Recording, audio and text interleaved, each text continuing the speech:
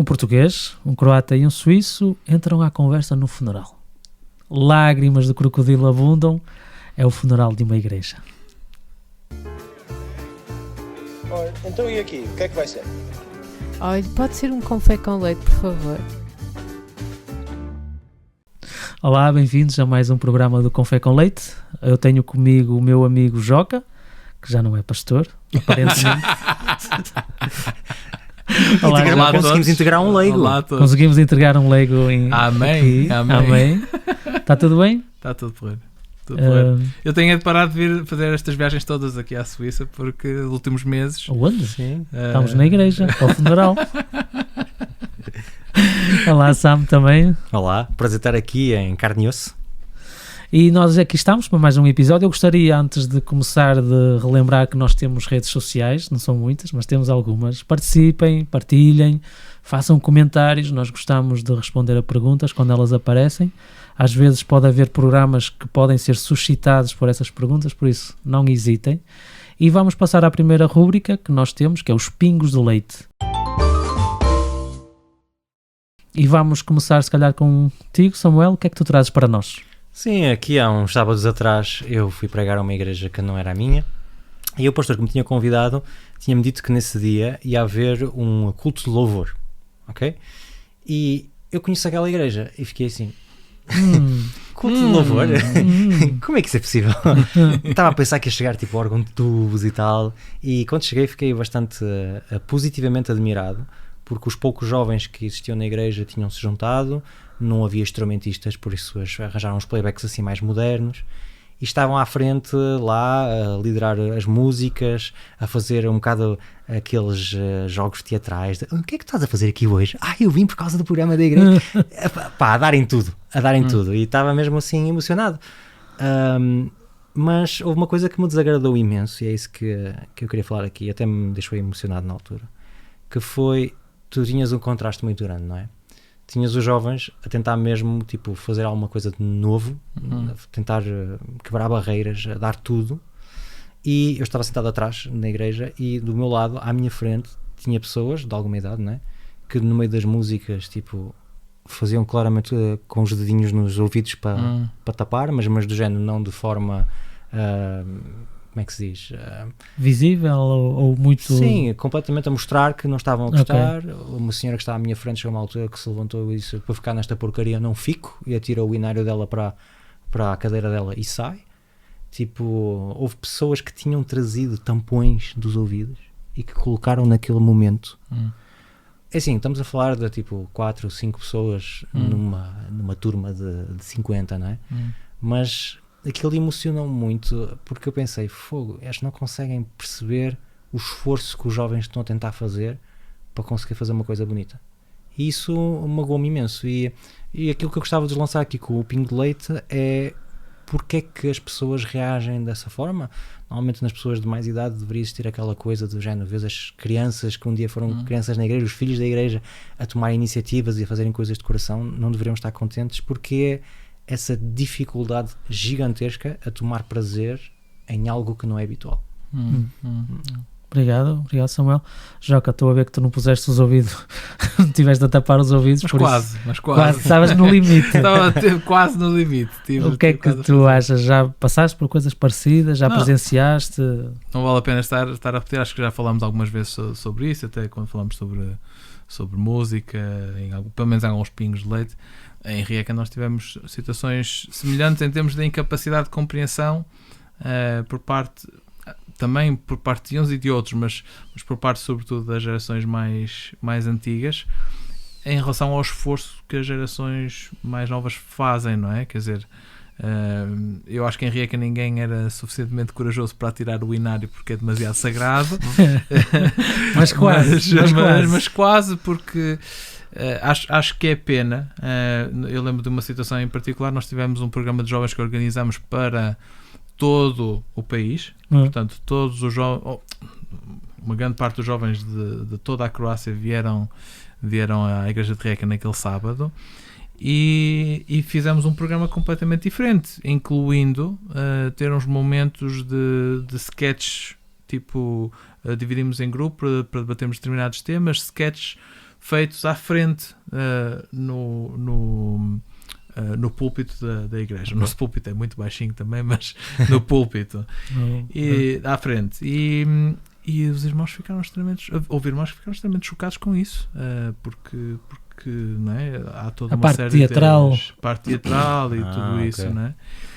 E é pena porque em vez de retirarem o benefício, que era no meu ponto de vista se calhar muito maior do que qualquer coisa que pudesse vir negativa daquilo que eles estavam a fazer, em vez de retirarem esse benefício, focaram-se naquilo que era mais negativo. E nós temos realmente esta tendência e é um bocadinho triste. Às vezes somos um bocadinho picuinhas, se é essa palavra, com estas questões, e acabamos por desvalorizar algo que pessoas, sobretudo das gerações mais novas, colocaram imensa energia, imenso tempo para preparar, e eles acabam por sentir também não só desvalorizados, mas desconsiderados, e às vezes isso tem resultados muito, muito negativos. Eu por acaso, até quando estava a ouvir o Samuel a descrever, não é, aquilo que tu passaste naquela igreja, eu pensei, tipo, então porque é que fizeram questão de vir? Não é? Eu sei que às vezes é complicado, porque há certas gerações que, mesmo que seja um programa que não lhes diga nada, eles estão sempre presentes e pronto, e demonstraram claramente que não estavam contentes com o programa. Mas eu acho que às vezes há uma tendência nas igrejas de, todos os programas que são feitos na igreja é para toda a gente, e eu acho que isso às vezes não é o ideal. Tipo, acho que às vezes é importante, na forma como a comunicação é feita, não é? Claro que nós tentamos sempre agregar a igreja toda, estarmos unidos e tudo mais, mas às vezes, se for realmente uma situação em que nós vamos causar dano ao outro pela nossa atitude, mais vale ficar em casa. Acho que é claramente uma opção legítima. Era preferível eles terem ficado em casa do que terem vindo, nesse caso. E depois era a questão também de que não podemos ficar surpreendidos que os jovens não fiquem na igreja quando nós não lhes damos espaço para eles poderem ficar na igreja, não é? Tipo, acho que não é de admirar que depois eles não tenham uma grande ligação com a igreja, não é? Obrigado, Samuel, por este pingo de leite. Joca, o que é que tu trazes para nós? Antes de ir para o meu pingo de leite, só queria dizer, só eles sabem porque é que não ficam em casa. Muito bom. Mas em relação ao meu pingo de leite, isto já está se calhar um bocadinho desatualizado na altura em que este episódio vai para o ar, não é? Vai para a cloud. Mas aqui há uns meses houve uma grande polémica, e eu arrisco-me a que entretanto tenha havido desenvolvimentos, mas houve uma grande polémica sobre um sermão específico de um senhor nos Estados Unidos chamado Conrad Vine. Ele ou pelo menos na altura era o presidente da Adventist Frontiers Mission, portanto é uma organização, uma instituição da Conferência Geral. É da Conferência Geral? Eu acho que está ligado à Conferência Geral. Portanto, não está fora da organização da igreja. É algo, não é um ministério. Mas não é sujeito a nomeação? Não. Não. Ok. Ou seja, é apadrinhado. Mas não é uma coisa sujeita a... Não é um departamento. Não é um departamento da Conferência Geral. Mas a confirmar que eu também não tenho a certeza disso. Mas eu tenho quase certeza que não é um departamento. Também, uma altura eu tive para ser missionário deles, então... Certo. Mas o que aconteceu aqui é, portanto, a ligação é muito mais forte, por aquilo que eu percebo, do que um ministério independente. Como, por exemplo, a ASI ou outras coisas. Exatamente. E o que aconteceu neste caso foi ele foi convidado para fazer parte de uma semana de oração com vários outros pregadores e numa conferência específica nos Estados Unidos. E durante o sermão ele falou sobre tentar combater o wokeism da Igreja Adventista através da dádiva de dízimos não à Igreja, mas a instituições para a Igreja. Okay? E portanto, ele no Isso deve ter fundo, corrido muito bem correu com muito bem. os tesoureiros por aí fora. Como Deve vocês ter estão a corrido. imaginar, isto correu extremamente bem, não é? E como é lógico, o que aconteceu foi que ele enfrentou toda uma onda de crítica. Que estranho, não estava nada à espera. Né? Também não.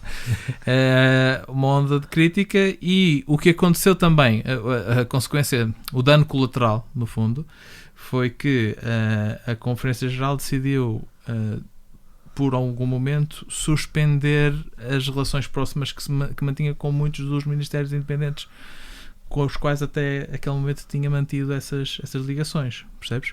A ASI acho que foi uma exceção, não sei porquê, mas os outros, eles pararam. Ou seja, tudo isto para dizer o quê? Tudo isto para dizer que há uma secção da igreja mais conservadora que está bastante chateada, ou pelo menos há uns meses atrás estava bastante chateada com o cancelamento, ou o suposto cancelamento do Sr. Conrad Vine, é o nome dele, é o nome do pregador. E eu devo dizer que, neste caso, percebo o porquê. Vocês sabem que nós temos, mesmo entre nós temos perspectivas diferentes, mas às vezes temos perspectivas diferentes daquilo que se calhar é o mainstream adventista. Nunca me passaria pela cabeça, acho eu, a dizer, ok, vamos criar uma instituição portanto, paralela à igreja, e vamos dar os dízimos lá para combater certas ideias, porque acho que todos nós concordamos que a igreja ganha com a diversidade que nós temos na igreja. E se nós estamos a fazer uma questão política porque não concordamos com os pontos de vista de outros irmãos, não vamos dar o dízimo à igreja para pôr algum tipo de pressão, no fundo, e não lhes dar o sustento que se calhar é necessário. Acho que isso é problemático. Portanto, quando entramos nesse campo, acho que é problemático, e por isso percebo a razão pela qual o Conrad Vine sofreu o tipo de cancelamento, entre aspas, que sofreu nesta fase, não é? É a primeira vez que tu estás de acordo com a Conferência Geral. Não sei se é a primeira. Estou a brincar, mas claro é a que não. segunda ou terceira. Mas contou-se pela mão. Não, é gozo. Samuel, cancelado ou não cancelado? Epá, eu adorei a ideia do wokeismo adventista. Estou ansioso para ver. Eu também. Estou ansioso para ver, porque tipo, não parece que existe, mas só nos sonhos ou pesadelos de algumas pessoas. Se calhar em algumas regiões muito específicas do mundo adventista. Muito específicas. Estou tipo a casa de uma pessoa, assim. Não, até estava a mencionar se calhar os Estados Unidos ou a divisão norte-americana. Não sei. O quarto sem janelas da casa do presidente de uma conferência onde ele... Sim. Mas lá está, tipo, é uma realidade que nós não conhecemos assim intimamente para podermos falar. Não, mas há uma coisa que me choca muito, que é, eu acho que há muitos problemas que existem na igreja que não são problemas doutrinais nem religiosos, são faltas de educação. Pá, se vocês me convidam a ir à vossa casa, nós temos um relacionamento de amizade, mas eu nunca vou meter as pernas em cima da mesa. Não tem a ver por ser correto ou errado, tem a ver porque eu na minha casa ponho, estás a perceber? Mas pá, é falta de educação. Tu não vais para a casa de uma pessoa fazer esse tipo de coisas, está a ver? E às vezes dá uma sensação que com o estandarte da verdade ou da justiça, ou não sei bem o que é, sinceramente não sei, do anti-wokeismo adventista, ou seja lá o que for, nós permitimos fazer umas coisas que são faltas de classe. Tipo, sei lá, tu tens um palco que te é dado pela igreja e nesse palco vais falar contra a igreja. Isso não tem nada a ver com certo ou errado, isso tem a ver com uma falta de educação, porque se tu efetivamente tens alguma coisa contra eles, vai falar com eles. Não precisas de falar a pessoas que não têm nada a ver com isso. E sobretudo naquela ocasião, tendo em conta que estava como Sim. Visita, não é? Claro. Visita, entre parênteses. E se calhar não é o dizer algo contra, porque se calhar nós também já tivemos alguns momentos em que dissemos, ok, olha, se calhar podemos fazer um bocadinho melhor aqui ou não. Claro. Mas é dizer especificamente o que ele disse. Acho que isso foi... É grave. Sim. É grave. É um apelo tipo à chantagem financeira. Sim, exatamente. É um apelo a esqueçam tudo que é o ensinamento do dízimo e utilizem o dízimo como uma arma. Sim. E isso para mim é muito foleiro. É muito foleiro porque é como se tu estivesse a aproveitar o palco que te é dado por Deus ou pelas pessoas para ensinar claramente uma heresia que retira as pessoas do foco, que é o dízimo. Eu sei que muitas vezes os membros não têm outra forma de mostrar o seu descontentamento que não cortar o dízimo. Ou seja, eu não tenho esse problema. Eu sei que muitas vezes um membro de igreja, quando quer mostrar que não está de acordo com uma coisa, a única forma que ele tem às vezes de o fazer com impacto é de dizer, não dou mais o dízimo. Agora, quando tens um líder de igreja convidar as pessoas a fazerem isso, pá, parece-me mesmo uma grande líder de igreja, neste caso não da estrutura principal, mas que está dentro reconhecidamente da liderança adventista, mas bastante perto, sim, numa instituição que lá está, não estando diretamente ligada à Conferência Geral, trabalha de forma íntima com a Conferência Geral. Claro, portanto, sim, claro. isto é relativamente chocante, inédito, não é? Mas relativamente estou de inédito. acordo também com a Conferência Geral, e ou só- seja, não se pode deixar passar uma coisa assim. Sim, só para dar o exemplo para os nossos ouvintes em Portugal, seria um bocadinho como o Presidente da ASI de repente diz não deem o dízimo à União Portuguesa porque eu não concordo com os pontos de vista do Presidente da União. O não é? Quer conhecido dizer, wokeismo português a dizer isto. Claro. E até pegando aí no que, pronto, neste caso que tu trouxeste aqui para a nossa atenção, que eu não conhecia, desconhecia completamente, primeira vez que estou a ouvir, é a questão de que é verdade que, e eu acho importante que os membros tenham consciência que a igreja é deles, que de maneira eles têm poder de influenciar, de impactar as decisões tomadas pela administração ou pela estrutura da igreja, mas depois é a questão da chantagem que é usada, que é extremamente de baixo nível, como tu disseste, e depois é a questão sempre de que, ok, é a falta de respeito em relação aos outros irmãos que fazem parte da mesma comunidade, não é? Quer dizer, se eu só dou o dinheiro quando estou de acordo, o que é que impede os outros também de fazer o mesmo? Então a igreja deixa de existir porque simplesmente não pode funcionar dessa maneira, não é? Mas nunca tiveste nenhum membro de igreja a dizer-te se tu pregares isto, eu vou deixar de dar o dízimo? Por acaso não. Nunca tive qualquer esse problema. Já tive pessoas que me vieram dizer que, por exemplo, que eu não estava a pregar a mensagem adventista. Sim. E a criticar-me, tipo, à saída da igreja. Duas delas tipo, estão aqui, não é? Duas delas estão aqui, à saída da igreja vieram falar comigo.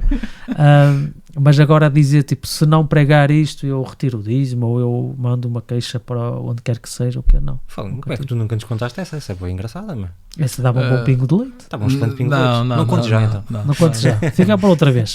Não sabemos quando, mas fica para outra vez. Acho que não fica nem sequer para outra vez. Acho que fica para o off. Fica para o off. Que cena. Ok. Mas muito obrigado por esta discussão acerca deste pingo de leite que o Joca nos trouxe sobre retirar os dízimos contra o wokeismo adventista. Essa espécie que está para ser descoberta. Eu trago um pingo de leite bastante diferente, aquilo que costuma até ser habitual nós falarmos. Eu sou pai há alguns anos e então eu interesso-me um bocado por estas situações, estas questões de educação, relação pais e filhos e tudo mais. Porquê? E encontrei um estudo muito interessante feito, que está ligado a outros estudos, não é um estudo isolado, mas que está ligado a outros estudos, em que eles tentaram avaliar até que ponto a participação do pai e a presença do pai na educação dos filhos impacta os filhos. E aquilo que eles observaram é que quanto mais presente e participativo o pai é na educação dos filhos, mais bondosos e mais empáticos vão ser os filhos, que é bastante interessante porque normalmente nós não associamos bondade e empatia propriamente como qualidades masculinas. Claro que faz parte de nós como seres humanos, mas acho que estamos todos de acordo que normalmente são mais associados, se calhar, às mães ou às mulheres do que propriamente aos homens. E achei isto muito interessante e que se calhar nos ajuda também a perceber um bocado o estado da situação que nós vivemos, porque infelizmente o caso de mães solteiras ou mães que têm que educar os seus próprios filhos, ou não há propriamente um divórcio, é uma separação, mas os pais, por causa do trabalho, são muito ausentes da educação dos filhos, e ajuda se calhar a explicar, a compreender a atitude de certas pessoas.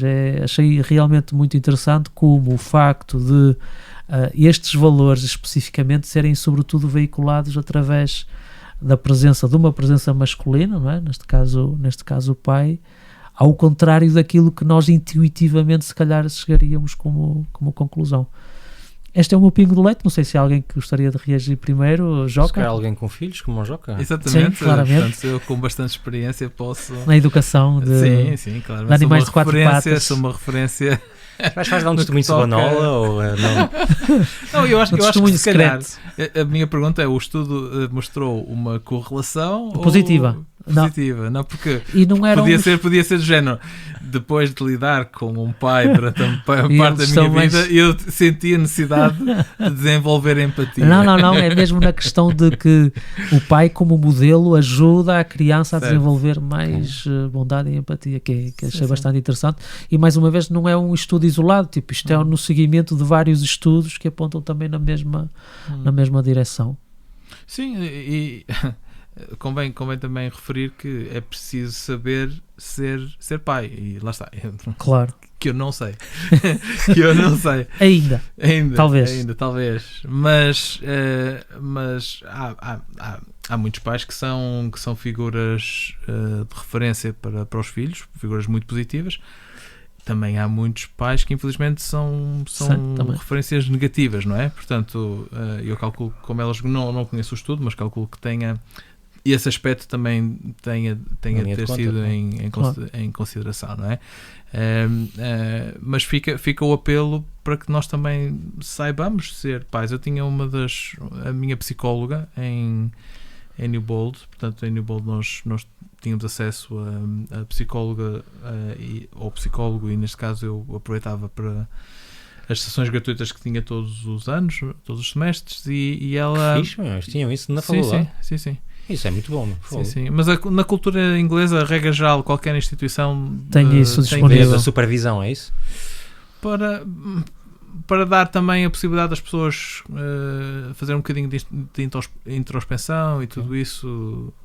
Portanto, pelo menos na universidade, sobretudo na universidade, isso é bastante presente, mas eu sei que as nossas conferências lá também têm isso para... Sim, aqui na Suíça houve um ano em que isso foi lançado, sim. De qualquer forma, ela dizia, há muitos pais que não sabem ser pais. Há muitos Claro. pais que não sabem ser pais. E é interessante. E nós também falamos sobre isso quando falávamos sobre questões de família e de planeamento da vida no futuro e tudo isso, não é? E ela encorajava sempre a nós conseguirmos ser boas figuras de referência, mesmo nas conversas que não aconteciam na sessão de acompanhamento, de aconselhamento, mas fora, não é? E fica esse desafio, não é? Convém, todos os pais que nos estiverem a ouvir, convém saberem serem influências bons positivas bons pais, na vida influências dos seus positivas. filhos. E fica também, da minha parte, também para Aceitas todos, o repto também. eu aceito o repto, mas para todos os outros tipos de família onde por algum motivo haja só uma figura ou famílias alternativas, fica também o repto para que de alguma forma essa figura positiva possa estar presente de alguma forma. Obrigado, Joca, da tua vasta experiência na educação de crianças. Samuel, não tens experiência nenhuma? Samuel. Não sei se tens alguma coisa a acrescentar. Só uma coisa, que é um estudo que eu vi no outro dia, que diz que os pais millennials passam entre 2 a 3 vezes mais tempo com os filhos do que as gerações precedentes. Significa que nós estamos a viver uma experiência de laboratório, no fundo, não é? Sim. Ou seja, isso, mais a educação positiva, mais os esforços naturais de mesmo as pessoas que não concordam com a educação positiva, de tentarem dar mais aos filhos do que receberam. É uma constante que eu vejo, pelo menos nas pessoas da minha idade, e eu acho que nós estamos a assistir, se calhar, a um ponto de viragem em termos educativos. Interessante que a nossa igreja sempre considerou a educação uma coisa bastante importante. Ela não é pioneira a escrever isso do ponto de vista cristão, e acho que neste momento estão lançadas as bases, mesmo a nível mundial, 100 anos depois, ou 150 anos depois, para que efetivamente possa ser diminuído às vezes os problemas familiares ou os níveis de traumas que foram causados. Por isso não ouço a tua estatística como algo estranho, parece-me lógico, parece-me bastante lógico.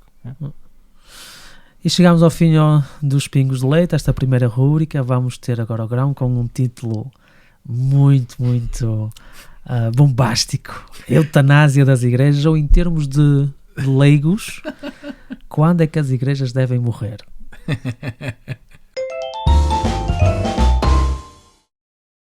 Quase certeza que já alguma vez ouviram a expressão tudo que é bom acaba, ou pelo menos a variante inglesa, que eu às vezes não sei se as expressões que eu tenho na cabeça são realmente inglesas expressões ou não é? Mas pelo menos a variante inglesa, all good things come to an end.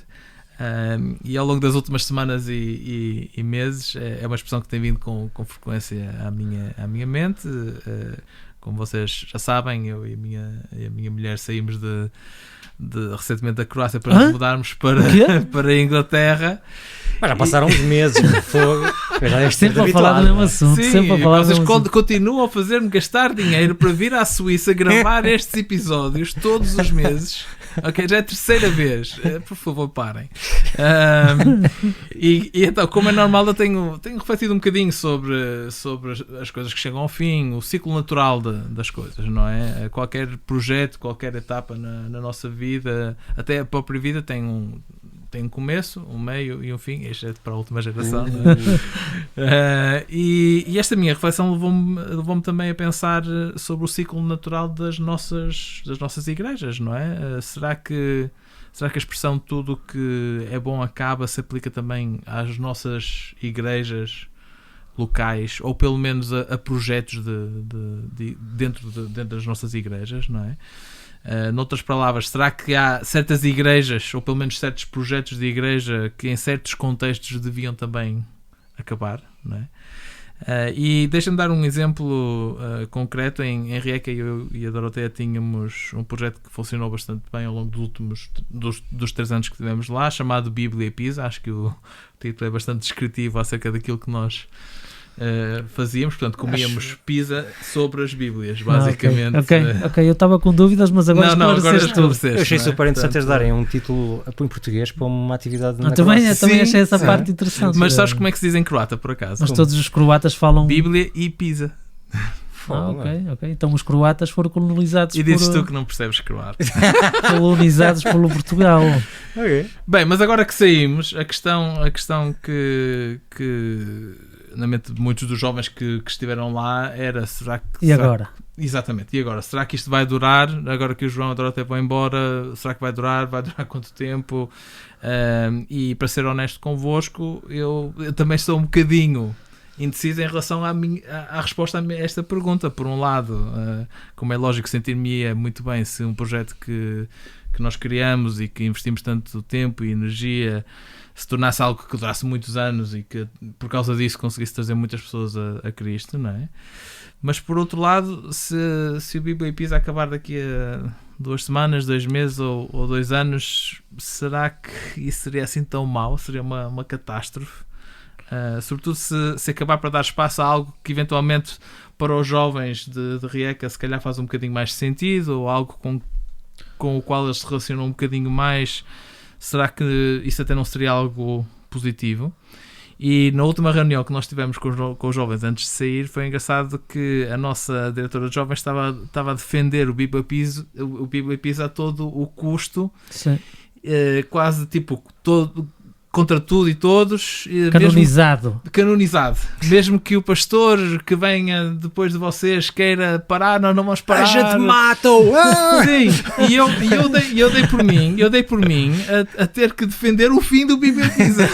A ter que dizer, não, se acabar não é o fim do mundo. Quer dizer, certamente haverá outra coisa, não é? Sim. Lá está, tudo o que é bom, mais cedo ou mais tarde, acaba.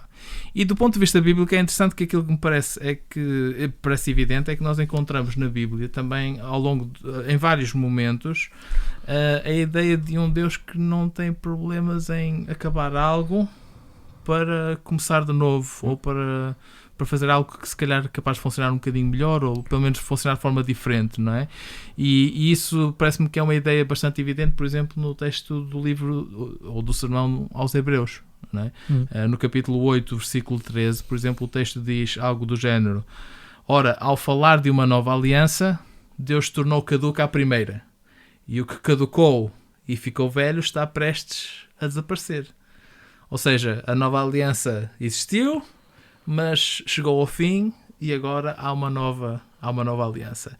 E no capítulo 10, versículos 8 e 9, que eu não vou ler agora, mas que recomendo que os nossos ouvintes possam ler em casa, vemos outra vez a mesma ideia, neste caso, de um sistema sacrificial que chega ao fim para ser substituído, neste caso, pelo sacrifício de Jesus, que é um sistema sacrificial diferente e melhor, de acordo com o autor do livro do Sermão aos Hebreus.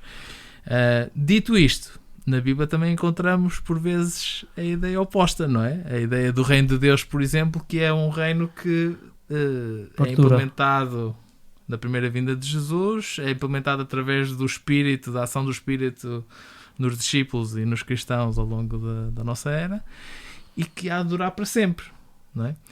E tendo tudo isto em mente, a pergunta que eu gostava de vos fazer para abrir aqui a nossa discussão é que exemplo bíblico é que nós devemos seguir no que toca nos casos das igrejas locais e nos casos dos projetos de igrejas?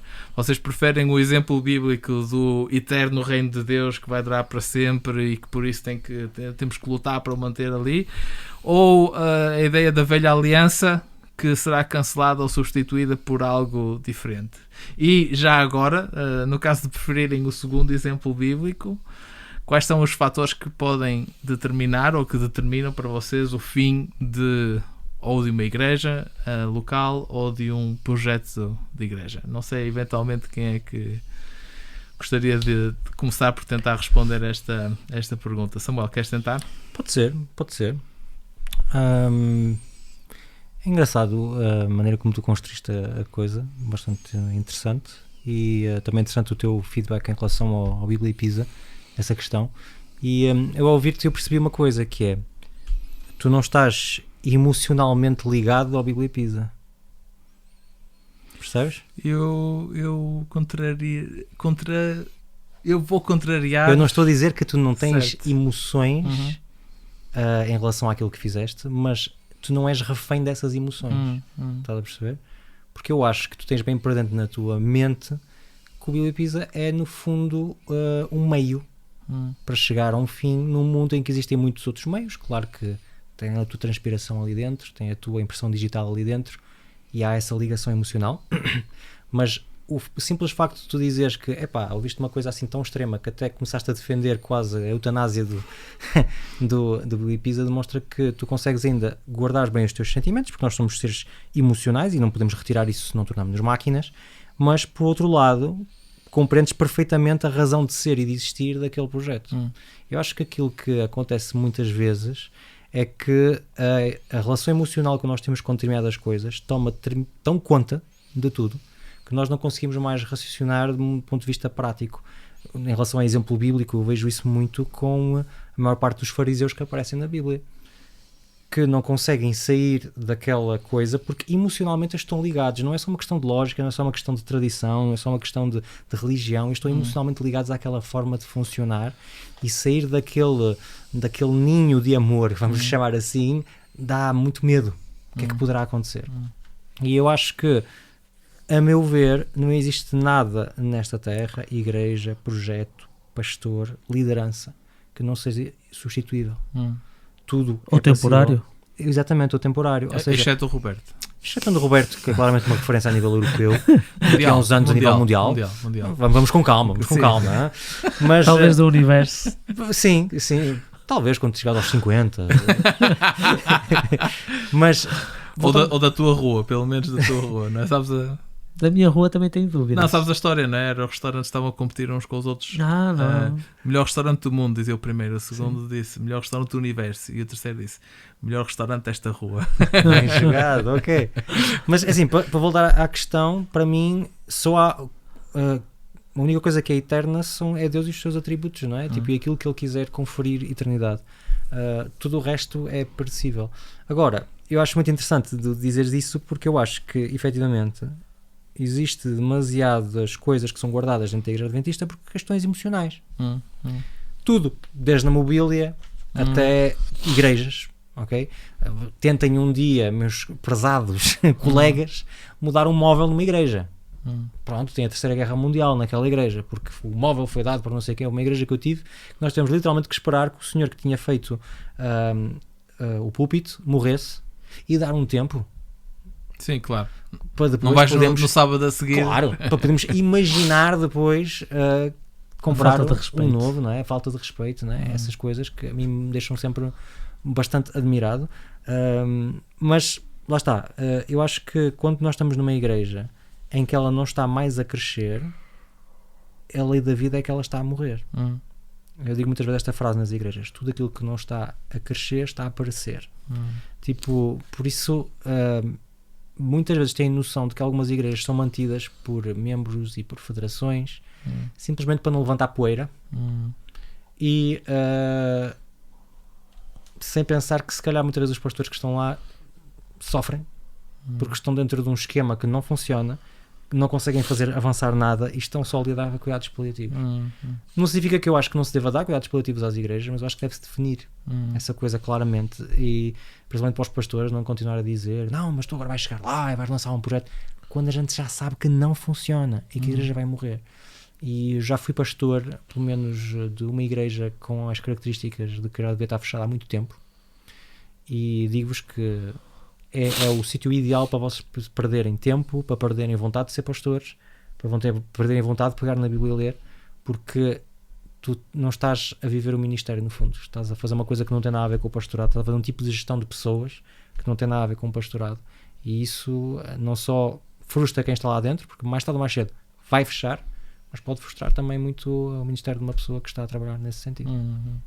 Eu vou só fazer um comentário antes de dar a palavra. Eu gostava de perceber o que é que o Roberto tem a dizer também, mas dizer, para mim a ligação emocional está lá, mas está também a compreensão de que qualquer projeto tem que ter o seu fim. E aliás, apesar de ser uma coisa que eu adorava fazer quando nós estávamos lá, era algo, provavelmente uma das poucas coisas no Ministério na Croácia que realmente me motivava para trabalhar, era algo que normalmente acontecia no final da semana, porque era da semana de trabalho, porque era o sábado à noite, depois domingo nós tínhamos o domingo livre para ir à missa, como é lógico, e receber a bênção. Não, mas... e ouvir a pregação que tinhas que fazer para o sábado. Exatamente. Não há tempo para a investigação, não é?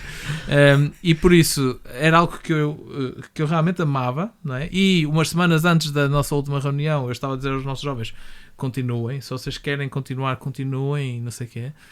Mas há uma percepção de que qualquer projeto, incluindo este, vai chegar ao fim. E eu próprio já andava, pelo menos há 2 anos, a pensar no que é que poderia substituir o Bíblia Pisa quando eu sentisse que ou os jovens não estavam a responder ou os resultados não estavam a ser suficientes para nós investir o tempo. Exatamente, investir aquele tempo e aquela energia e tudo isso, e eu próprio já andava a pensar em relação a isso, não é? E por isso, quando ela defendeu daquela forma quase doutrinal, não é? A continuação, eu tive que dizer, não, mas atenção, há outras formas de fazer as coisas. Roberto, achas que o que pode impedir eventualmente às vezes uma igreja ou um projeto de morrer é uma ligação emocional, ou achas, por exemplo, também a resistência à mudança que pode ser mais ou menos natural nos nossos membros, às vezes também é um obstáculo? O que é que eu acho que essa ligação emocional é quase inevitável quando tu dás boa parte de 20, 30, 40 anos, de boa parte do teu tempo para um projeto, para algo. Acho que isso é... Imaginar que as pessoas são capazes de funcionar de forma diferente, acho que é quase utópico.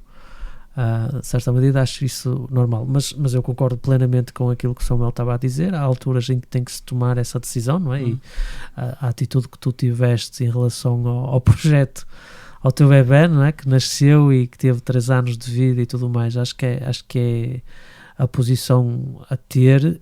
E por outro lado eu também compreendo porque é que existe essa resistência natural, acho que ela é normal.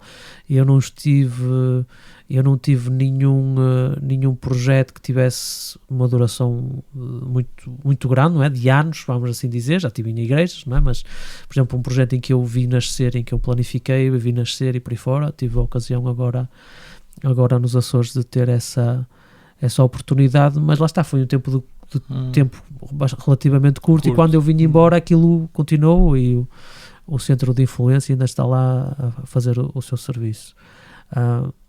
Eu acho que depois também a reflexão é quais é que são os critérios, como tu mencionaste na tua pergunta, não é? E se calhar aqui é que eu gostava de expandir um bocadinho mais, porque eu acho que nesta questão dos critérios isso é importante nós se calhar termos alguns critérios que sejam realmente pontos de referência úteis e objetivos. E eu acho que um deles, até porque eu acredito que, por exemplo, embora seja extremamente difícil, acho que isso também é relacionado com a forma como a nossa igreja funciona, extremamente difícil para uma administração fechar igrejas. Porquê? Porque eu acho que dá má publicidade ao trabalho que é feito da administração e como nós vivemos em ciclos curtos, até tive a ocasião de estar a falar com o Joca relacionado com outro assunto, mas já acerca disso. Tiveste o privilégio. O privilégio. como as nossas igrejas funcionam a nível de instituição em ciclos curtos de 4, 5 anos. Tens que mostrar trabalho feito. Tens que mostrar trabalho feito, por um lado, e é relativamente fácil tu dizeres, ok, não é suficientemente mau, porque basta aguentar o barco 5 anos e depois, olha, se for reeleito, depois logo penso nisso. Sim. Então, como isso obriga as administrações a ter que funcionar com esses ciclos curtos de reflexão, implementação de projetos e tudo mais, é fácil de tu passares a batata quente para a frente e fica muito mais na figura, como tu disseste, de mostrar trabalho, abrir igrejas do que fechar igrejas. Então só mesmo quando chega em situações... Consolidar a igreja. Então é só mesmo quando chegas em situações críticas que tu não tens mesmo outra hipótese, é que tu tomas essa decisão. E muitas das vezes aquilo que é feito é, ok, nós vamos fechar aqui, mas nós vamos abrir aqui. Okay. Estás a ver? Tipo, de alguma maneira para dizer que... Mas, Roberto, então acaba por ser... Não quero usar a palavra político de forma leviana aqui, mas acaba por ser uma decisão, achas que marketing. É mais uma questão política? Sim. Uma questão de marketing também. Eu não tenho tanto preconceito com a palavra política, por isso eu aceito essa palavra, aceito também que possam utilizar outras. Mas lá está, tipo, acho que há outras reflexões que puramente, ok, este projeto faz sentido continuar só pelos seus méritos ou não. Acho que há outros fatores que entram na reflexão. Isto eu não tendo tido qualquer experiência de administração de igreja a nível das instituições e também não desejando qualquer. E então, em relação a esses fatores... uma coisa em relação ao que acabaste de dizer? Sim, força. É só um elemento para te considerares no que vais dizer no Sim. resto, que é, eu consigo compreender essa cena. Aliás, eu penso que é o Burger King ou uma cadeia qualquer de fast food que tem a política de não fechar restaurantes. Ou seja, o restaurante mesmo se estiver a dar barraca, prejuízo. Estás a perceber? Eles seguram ali a cena porque não se pode ver um Burger King, eu penso que é o Burger King, mas se calhar estou a enganar, a fechar, porque isso é má publicidade. Sim. A questão é que dentro da igreja, primeiro, nós não somos uma sociedade lucrativa, não sei como é que se diz em português, não é? Sim, não somos uma entidade lucrativa. Sim. Ok? E parece-me que é um bocado coisa de orgulho. Ou seja, enquanto que no Burger King é estratégia de marketing, não é? Tipo, tem a ver com comércio. No meu lado parece mais uma questão de tipo, o fechar e admitir que houve um falhanço parece uma questão de orgulho. Em parte eu acho que tens razão, mas depois também acho que é preciso ter em consideração a história da nossa igreja. Nós somos uma igreja relativamente nova, recente. Sim. Relativa porque há igrejas muito mais recentes e nem estou a falar sequer das igrejas evangélicas, que é tipo cogumelos, mas uma coisa que nós temos que compreender é que desde a criação da nossa igreja, praticamente em todos os campos, tem mudado nas últimas décadas, mas nós temos tido sempre taxas de crescimento positivas e em alguns sítios bastante positivas. Então nós temos uma história de sucesso visto desse prisma, não é? De membros, número de membros, mesmo financeiramente, nós temos tido uma história de sucesso. Porquê é que é tão difícil, por exemplo, a países que foram potências coloniais admitir que já não são potências coloniais? É o downgrade que é complicado, não é? É a questão do orgulho, é a questão da autoestima, porque durante muito tempo a autoestima deles a nível de país, não é? Mas a nível de pessoa também, porque isso tem sempre uma ligação também, esteve muito relacionado com isso. Quando finalmente o Império Americano cair e o barulho vai ser grande, vai ser um grande choque para os americanos reconhecerem. Houve aqui uma profecia? Estás a fazer uma profecia? Estou a fazer uma profecia. Quando o Império Americano ele não está cair. a dar tempo. Mas ele disse claro. Vamos isolar este clipe. Porque ele está claramente dentro do espírito da nossa conversa, que é todas as coisas têm começo, meio e fim. Mas aquilo que eu queria sublinhar... Vocês estão juntos nesta coisa, hein? Aquilo que eu queria sublinhar é que essa etapa é sempre complicada, por isso é normal que na nossa igreja, em que nós temos conhecido esse caminho de sucesso, e temos que reconhecer que tem sido, nós passamos de algumas centenas de pessoas a uma igreja de 20 milhões de pessoas. Mas global. Até que ponto é que nós podemos acreditar nessas estatísticas? Também é uma coisa em aberto, mas não deixa de ser evidente que nós somos uma igreja mundial, que somos uma igreja que em certas zonas do mundo nós não é? Temos mesmo muito grande sucesso. Então vai ser sempre complicado. E então, relacionando esse histórico com esses ciclos que eu estava a mencionar, por isso é que eu me interesso muito sobre a organização de igreja e como é que isso impacta não só a teologia, mas também a forma como a praxis da igreja, como é que nós implementamos essas coisas. E eu acho que os ciclos curtos da nossa igreja não ajudam de todo a isso. Então, aquilo que é importante sobretudo pensar, sobretudo neste contexto, é que critérios objetivos é que nós podemos estabelecer que nos permitem de dizer, isto é um caso que nós temos que pensar seriamente se vale a pena morrer ou não. Porque eu acredito que sim, que há projetos, que há igrejas que devem morrer. Quando tu mencionaste que eu acho que é importante, que é quando nós vemos ali que taxas de crescimento são zeros ou negativas já décadas seguidas ou muitos anos seguidos, quando nós temos pastores que sistematicamente entram em burnout naquelas igrejas que acontece, claramente nós temos que pensar que há ali qualquer coisa que tem que ser mudado. E eu aproveito esta última deixa para apresentar um critério que eu acho fundamental, é quando igrejas são disfuncionais.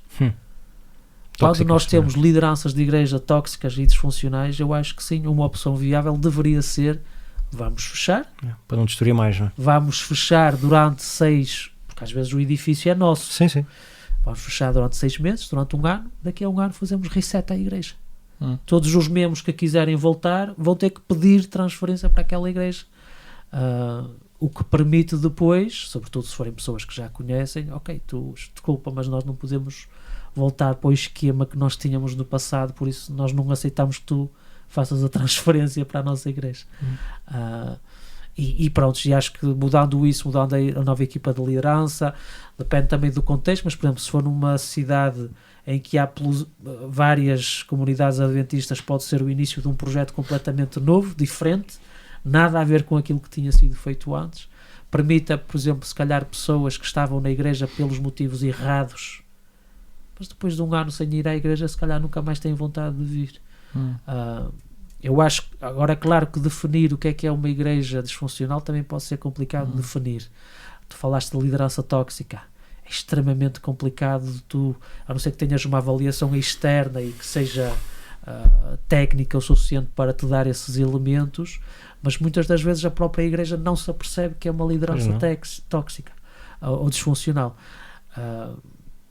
Os administradores, quando te ouvem a opinião do pastor local, mas falam com os anciãos, vão à igreja, não, mas parece que está tudo a funcionar bem. O que sim, ao sábado de manhã parece... Não faz sentido. Mas para mim, um dos critérios é, a partir do momento que realmente se apercebe-se que uma igreja é tóxica e disfuncional, sim, eu acho que ela mereceria ser fechada nesse âmbito. E depois é as coisas que nós temos mencionado também, não é? Quando deixa de ser pertinente. Acho que sim, mas lá está, são critérios se calhar um bocadinho mais subjetivos, porque não criar uma comissão para tratar deste tipo de assuntos.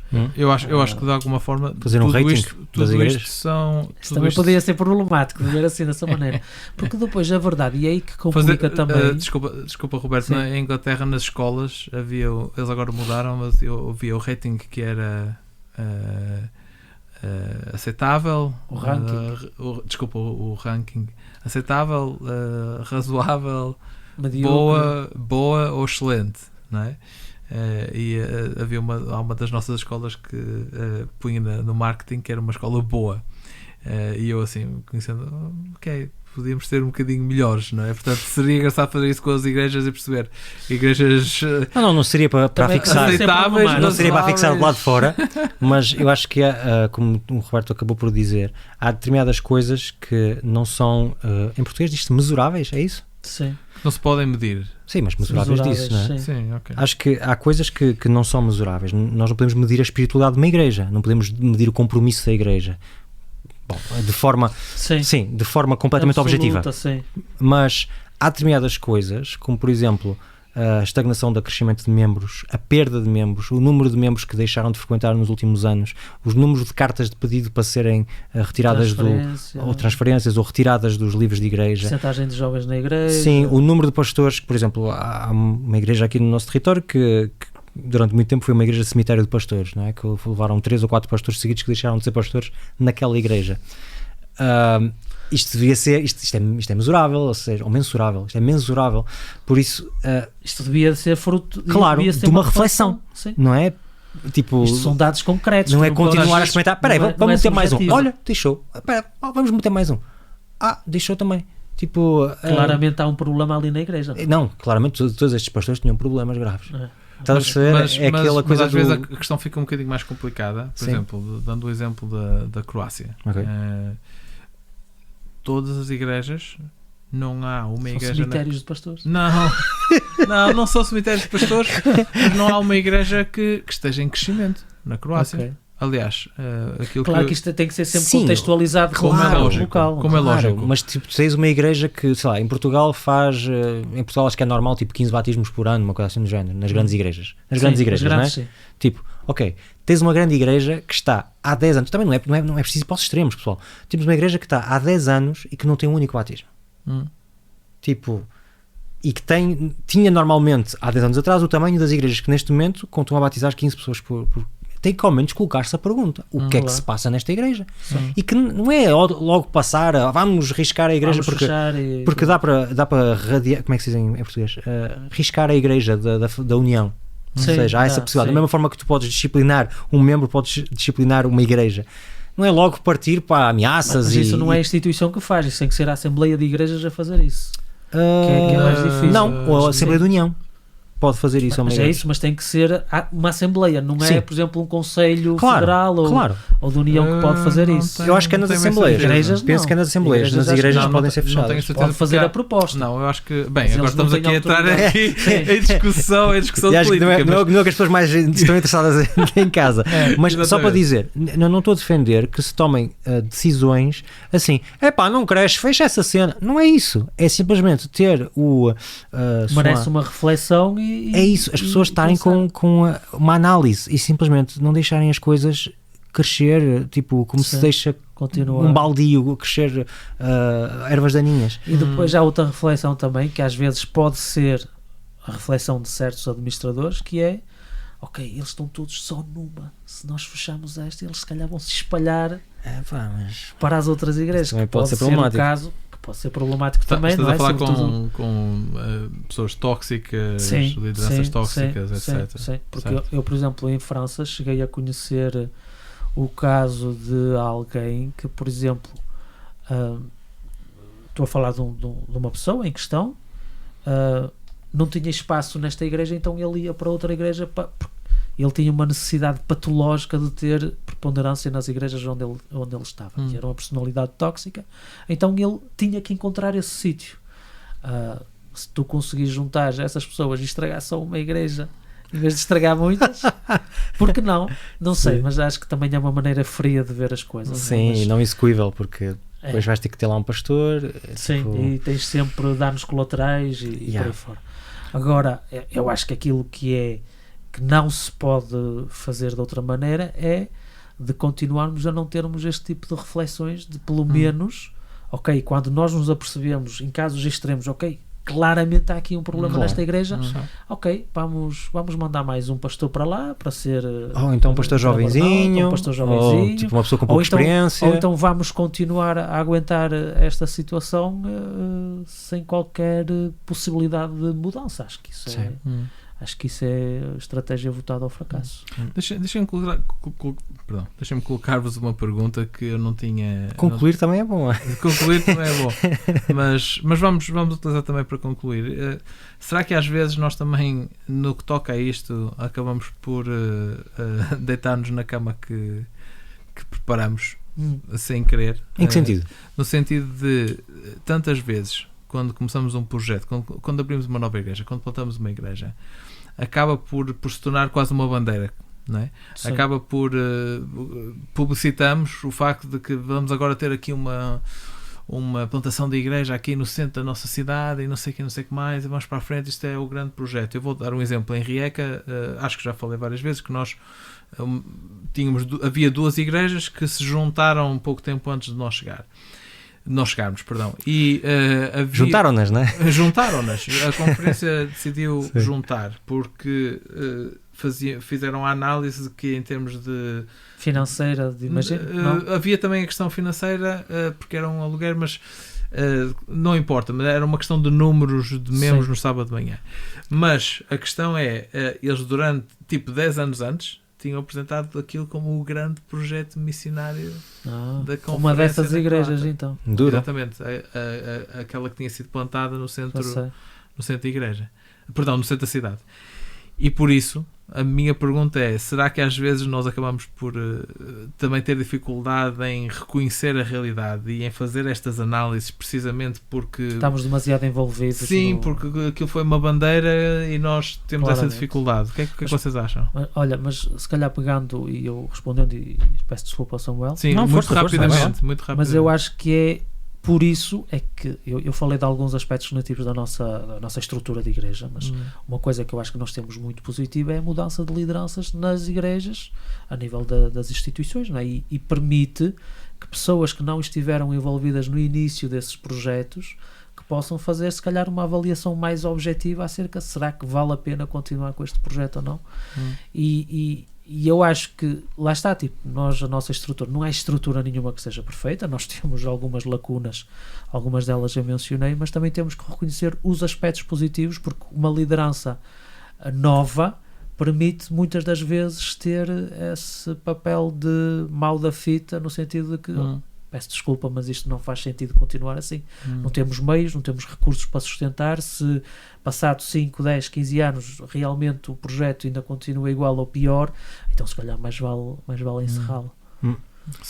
É interessante essa pergunta, porque eu estou com um projeto novo, não é? As pessoas lá em casa não sabem muito porque não falamos muito sobre isso, mas eu estou a implantar uma igreja desde setembro, que se chama Wake Lausanne. E aqui há uma pastoral atrás, onde o Roberto já estava presente. Eu apresentei qualquer coisa que tinha um pouco a ver também com a Wake, e no final houve um pastor que me perguntou: Samuel, sinceramente, se daqui a uns anos a gente descobre que tudo aquilo que tu estás a dizer não for verdade e tivemos que fechar a Wake, como é que tu ficas? E aquilo que me saiu automaticamente foi, na boa, tipo...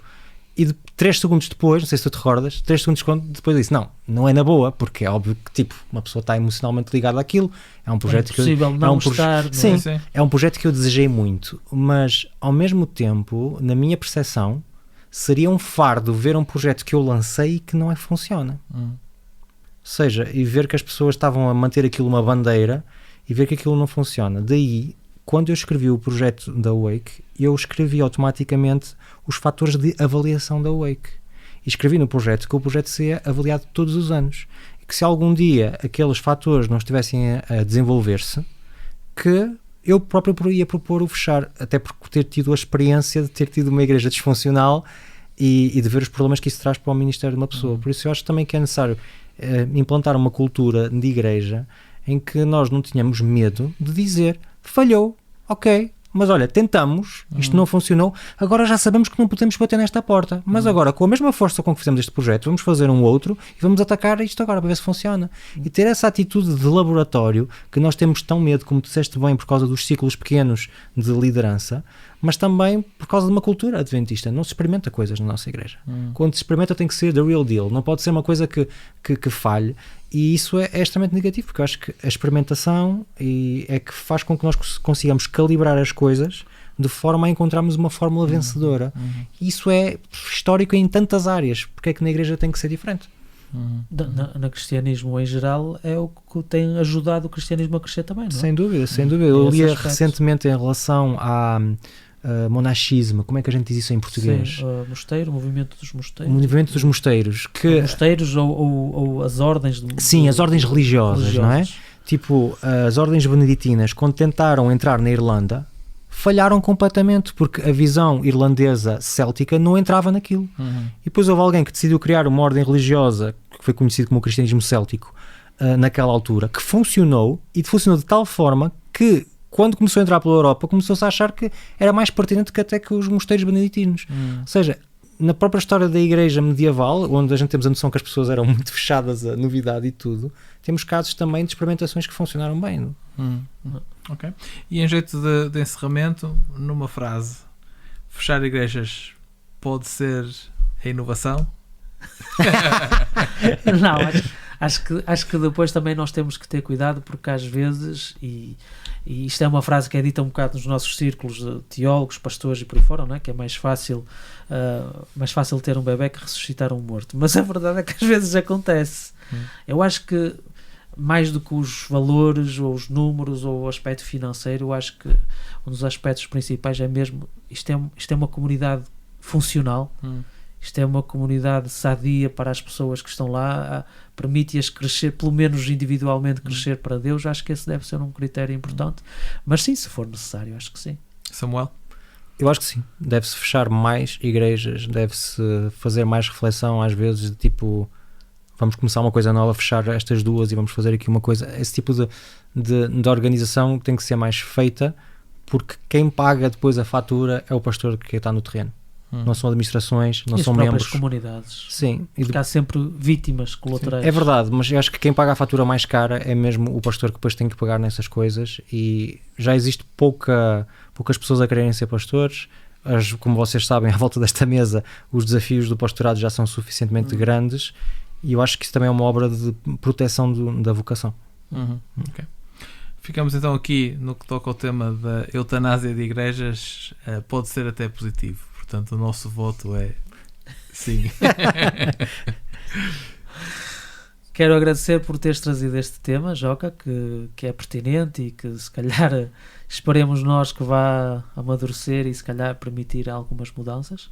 Nós gostaríamos de convidar a cada um de vocês, ouvintes ou visualizadores do YouTube, que possam deixar comentários, deixar perguntas, partilhem o nosso podcast. Se gostaram, partilhem com os vossos familiares, vossos amigos nas igrejas. Nós gostamos muito de encontrar as pessoas que depois nos dizem que gostaram do nosso conteúdo, por isso deixem essa benesse para cada um de nós. E gostaríamos de dizer adeus, até à próxima, e este foi o Café com Leite desta vez.